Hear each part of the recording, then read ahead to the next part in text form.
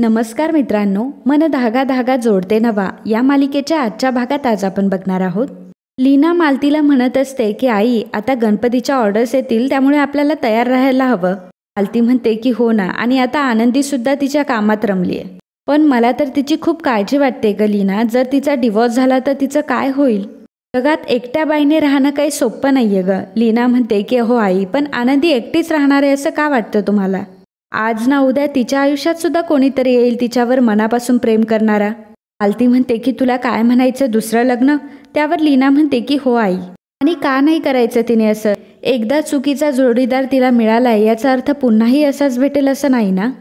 मालती म्हणते की अगं पण लगेच दुसरं लग्न, लोक काय म्हणतील? लीना म्हणते की लोक काही म्हणणार नाही आणि कोणाला काही वाटणार नाही. खरं तर आता ह्या सगळ्या गोष्टींचा कोणीच विचार करत नाही. शेवटी प्रत्येकालाच असं वाटतं ना की आपल्या आयुष्यात एक चांगला जोडीदार असावा. मालती म्हणते की तू अगदी बरोबर बोलती असली ना, परंतु फार विचार करून तिच्यासाठी जोडीदार शोधायला हवा, नाहीतर मग आगीतून उठून फुपाट्यात पडल्यासारखं व्हायचं. लीना म्हणते की हो आई, बरोबर आहे तुमचं, परंतु मला खात्री आहे की तिच्यावर जीवापाड प्रेम करणारा तिचा साथीदार नक्कीच येईल.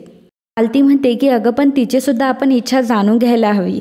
आपल्याला वाईट वाटावं म्हणून ती वरवर तोंडावर दाखवत नाही, परंतु तिला सुद्धा या गोष्टीचा खूप मोठा धक्का बसलाय. लीना म्हणते की हो आई, पण वेळ ही सगळ्या गोष्टींवर औषध आहे आणि सगळं काही चांगलं होईल. तेव्हा मालतीला सुद्धा बरं वाटतं. माफ करा मित्रांनो, पण जर तुम्ही चॅनलवर नवीन असाल किंवा अजूनही चॅनलला जर सबस्क्राईब केलं नसेल तर प्लीज सबस्क्राईब करा आणि बेल आयकॉनवरही क्लिक करा. स्टार प्रवाहावरील सर्व मालिका तुम्हाला आमच्या चॅनलवर बघायला मिळतील. धन्यवाद. तर इकडे ऑफिसमध्ये आनंदी सार्थकला म्हणत असते की सर, मी कॅन्डिडेटच्या परफॉर्मन्सनुसार त्यांना मार्क्स दिले, तुम्ही एकदा बघून घ्या. एका मुलाचं नाव बघून सार्थक आनंदीला विचारतो की याला तर तुम्ही 5च मार्क्स दिले. तर आनंदी सांगते की हो, कारण तो रोड डिझायनर होता. सार्थक विचारतो की आणि हिला का तुम्ही 6 मार्क्स दिले? आनंदी सांगते की तिने फक्त इंटर्नशिप केली होती आणि तिला प्रोफेशनल एक्सपिरियन्स नव्हता. सार्थक म्हणतो की शकुंतला म्हणजे शकूच ना? त्यावर आनंदी म्हणते की हो. मग सार्थक विचारतो की तुम्ही हिला सुद्धा 6च मार्क्स दिलेत?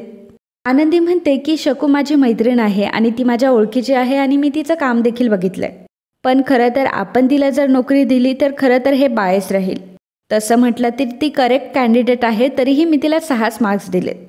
सार्थक म्हणतो की आनंदी, मला तुमचा हा स्टँड चुकीचा वाटतोय.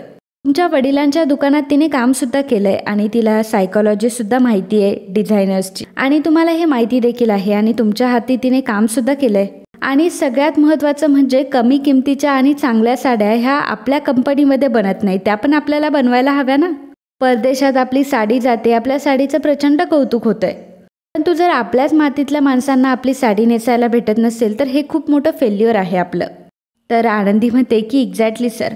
सार्थक म्हणतो की आणि ही गोष्ट तर शकूमुळेच लक्षात आली आहे ना, सो मला असं वाटतं की आपणच तिला कामावर घेतलं पाहिजे.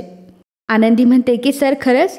तर सार्थक म्हणतो की हो, परंतु आता तुम्ही तिला इन्फॉर्म करा की तुम्ही तिची मैत्रीण नाही आहात, कारण आता ती तुमची असिस्टंट आहे.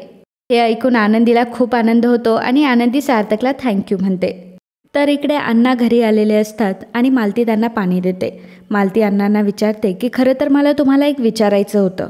हो, आपल्याला त्या राज्याध्यक्षांच्या घरी जेवायला जायचंय ना? अहो पण ती किती मोठी माणसं आहेत. अण्णा म्हणतात की अगं मग चांगलीच गोष्ट आहे, आपल्या आनंदीने एवढं मोठं कौतुकास्पद काम केलंय, तिचं कौतुकच करतायत ते. मालती म्हणते की हो, पण ते सर्व खरं आहे, परंतु आपल्या घरात सध्या जे काही चाललंय त्याची कल्पना असेल का त्यांना? अण्णा विचारतात की काय चाललंय नक्की आपल्या घरी? त्यावर मालती म्हणते की हेच की आनंदीचा घटस्फोट. अण्णा म्हणतात की आता ह्या गोष्टी उगाळायच्या का तिथे जाऊन, आणि त्यांना सांगायची काय गरज आहे? मला नक्की कळत नाही की तुला नक्की काय म्हणायचंय. आणि मग मालतीला सकाळचं लीनाचं बोलणं आठवतं. मालती अण्णांना म्हणते की हो, मला काय म्हणायचं आहे की आनंदी आणि सार्थकची चांगली मैत्री आहे. हे बघा, आनंदीने जरी सार्थकला सांगितलं नसेल परंतु आपण त्यांना स्वतःहून सांगायला नको का?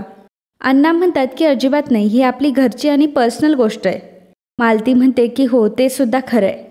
अण्णा म्हणतात की आयुष्यात ऊन सावलीचा खेळ हा सुरूच असतो, परंतु आपण सावलीत असताना उन्हाचा विचार का करायचा? त्या थंडगार सावलीचा आनंद आपण का नाही घ्यायचा? तू आता डोक्यातून सगळ्या काही गोष्टी काढून टाक आणि एवढ्या मानाने त्यांनी आपल्याला जेवायला बोलवलं याचा विचार कर. आणि कसं आहे, आपल्या घरातल्या सगळ्या गोष्टी त्यांना सांगून टाकायला आपल्याला थोडीच त्यांच्या घराशी सोयरीक करायची आहे, आणि त्यांना सुद्धा काय देणं घेणं ह्या गोष्टींशी. त्यावर मालती म्हणते की बरोबर आहे तुमचं. अण्णा म्हणतात की मालती, उद्या त्यांच्याकडे जाताना तू शालू नेस, अगदी चांगला दिसतो तुला तो शालू. आणि हे ऐकल्यावर मालती लाजते आणि म्हणते की काहीतरीच तुमचं, आणि तिथून निघून जाते. तर आनंदी आणि शकू दोघीही ऑफिसमधून येत असतात आणि आनंदीने शकूला सांगितलेलं असतं की तुझी नोकरी पक्की झाली आहे. हे ऐकून शकूला खूप आनंद झालेला असतो. शकू म्हणत असते की आता मी हे सर्व पेढे घरातल्यांना, बायकांना, आजूबाजूला सगळ्यांना वाटेल आणि सगळ्यांना सांगेल की एवढ्या मोठ्या ऑफिसमध्ये मला नोकरी मिळाली आहे. शकू ही खूपच खुश असते आणि आनंदीही खुश असते. त्याचवेळी अंशुमन तिथे येतो आणि फटाक्यांची रांग शकू आणि आनंदीच्या पुढ्यात फेकतो. फटाक्यांचा आवाज ऐकून शकू आणि आनंदी दोघीही घाबरतात. अंशुमन आता आनंदीसमोर येऊन उभा राहतो. आनंदीला मात्र त्याचा फार राग आलेला असतो. अंशुमन आनंदीचा हातात हात घेतो आणि म्हणतो की हॅपी फ्रेंडशिप डे बायको, मग कसे वाटले फटाके? त्यावर आनंदी म्हणते की तुम्हाला मी आत्ताही सांगते की तुमचं हे वागणं बंद करा, नाहीतर मला आता परत पोलिसांना बोलवावं लागेल. अंशुमन म्हणतो की तू आता पोलिसांना बोलवणार आहेस? अगं किती वेळा पोलिसांना बोलावणार आहेस? आता कोर्टाची तारीखसुद्धा जवळ येते. आता कसं अडकवतो तुला आणि तुझ्या घरच्यांना ते बघच. नाही आता तुझं तोंड काळं केलं तर नावाचा अंशुमन नाही मी. आणि असं बोलत बोलत अंशुमन मागे मागे सरकत असतो. तेवढ्यातच त्याचा पाय एका दगडाला लागतो आणि अंशुमन स्वतःच चिखलात पडतो आणि त्याचं तोंड चिखलाने भरतं.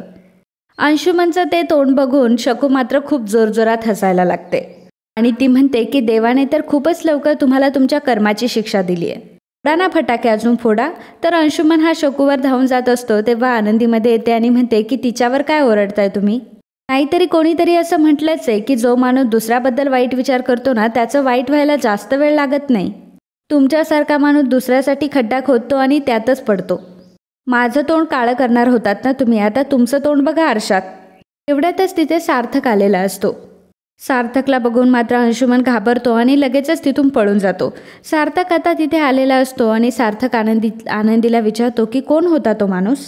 काही प्रॉब्लेम तर नाही आहे ना? तर आनंदी म्हणते की काही नाही सर. सार्थक म्हणतो की नक्की काही इश्यू असेल तर सांगा मला. आनंदी म्हणते की नाही सर, काही इश्यू नाही आहे. सर पण तुम्ही इथे कसे काय? सार्थक म्हणतो की ॲक्च्युली मी घरी चाललो होतो, तुम्हाला बघितलं आणि थांबलो. चला मी एक काम करतो, तुम्हालाही ड्रॉप करतो. तर आनंदी म्हणते की नाही सर, इथंच आहे घर, मी जाते. शकू सार्थकला पेढा देत म्हणते की सर अहो हा घ्या ना पेढा, अहो मला नोकरी मिळाली आहे. त्यावर सार्थक म्हणतो की अहो मलाच काय सांगता, माझ्याच ऑफिसमध्ये नोकरी मिळाली आहे ना? शकू म्हणते की हो हो सर, मला माहिती आहे. तर सार्थक आनंदीला म्हणतो की बरं उद्याचं लक्षात आहे ना तुमचं, मी वाट बघतोय. आनंदी म्हणते की हो सर, मी नक्की येईल. तर इकडे केदार वृंदाला म्हणत असतो की अहो काय करताय सासूबाई तुम्ही, उद्या जेवायला येत आहेत ते, आणि आज तर फक्त घरी जेवायला येते, उद्या घराचा ताबासुद्धा घेईल. तर शलाका म्हणते की असं कसं काय बोलतो तू, ती कशी काय घराचा ताबा घेईल आणि मी बरी तिला घेऊन देईल?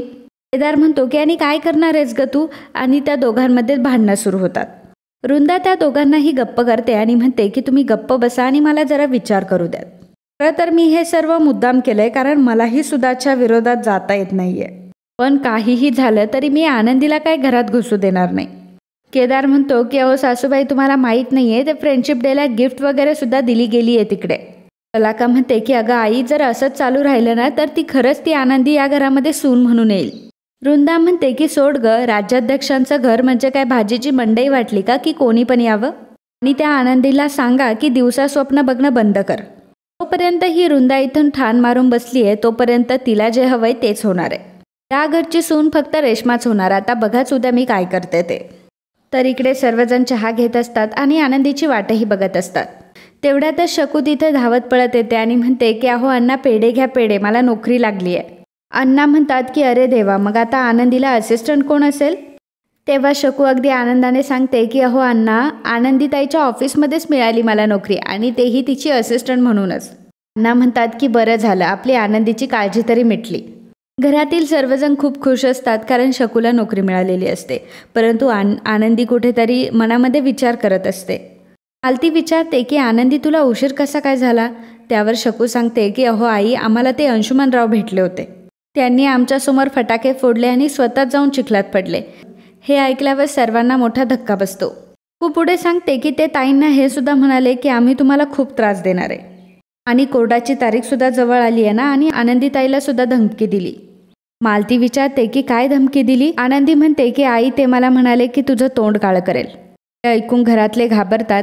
आनंदी म्हणते की मला एकच कळत नाही की हे अजून मला किती त्रास देणार आहेत. ते तर मला म्हणाले की तोंड काळं करीन, पण नक्की करणार तरी काय आहेत? खरं तर त्यांच्या ह्या बोलण्याचा अर्थच नाही कळालाय मला. मालती म्हणते की देवा, एक संकट संपत नाही की दुसरं संकट उभं राहतं. आता हा त्रास कधी संपणार आहे कोणास ठाऊक.